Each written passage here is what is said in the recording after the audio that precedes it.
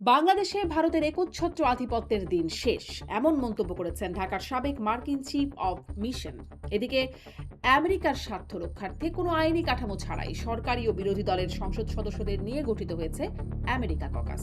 এছাড়াও বাংলাদেশের সংসদে আমেরিকার স্বাধীনতা দিবস উদযাপন থেকে আমেরিকার স্বার্থে মার্কিন চুক্তি, যারা ভারতের সঙ্গে চুক্তি থেকে শুরু করে ভারতীয় আধিপত্য নিয়ে কড়া সমালোচনা ও আন্দোলনে মুখর, তারা কেন এখানে একদম চুপ? তবে কি রাজনৈতিক পট পরিবর্তনে নতুন ক্ষমতা কাঠামো খুঁজে নিয়েছে নতুন মনি? অন্যদিকে এনসিপির সমাবেশে হাত বোমা হামলার পরপরই নাহিদ ইসলাম প্রধানমন্ত্রী তারেক রহমানের দিকে আঙুল তুলে বলেছেন, বিএনপি আওয়ামী লীগ একসাথে আসুন, দেখি কার কত শক্তি।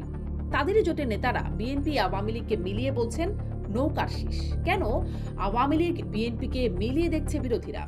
কেন প্রধানমন্ত্রীর আশেপাশে বিদেশি গুপ্তচর দেখতে পাচ্ছেন বিরোধী জোটের নেতা কর্নেল অলি? কারা সেই গুপ্তচর? বিদেশি গুপ্তচর থেকে ডিপ স্টেটের কাছে অসহায় বাংলাদেশের রাজনীতি। এদিকে ভুয়া মামলার বেড়াজালে ভুগেই চলেছেন সাবেক প্রধান বিচারপতি থেকে শুরু করে আওয়ামী লীগের বহু নেতাকর্মী, আওয়ামী পন্থী হিসেবে পরিচিত সাংবাদিক, বুদ্ধিজীবী থেকে বিশিষ্ট নাগরিকেরা। ক্ষমতার পালা বদলে কি শুধু বদলে গেল নির্যাতক ও নির্যাতিতের অবস্থান আর বলির পাঠারা? আবার এদের অনেকেরই প্রকৃত বা গুরুতর অপরাধগুলো কি হারিয়ে যাবে এসব ভুয়া মামলার ভিড়ে? এসব নিয়ে কথা বলতে স্বপ্নধারা নিবেদিত পালস অফ পলিটিক্সে আমার আজকের অতিথি এবি পার্টির সাধারণ সম্পাদক ব্যারিস্টার আসাদুজ্জামান ফুয়াদ।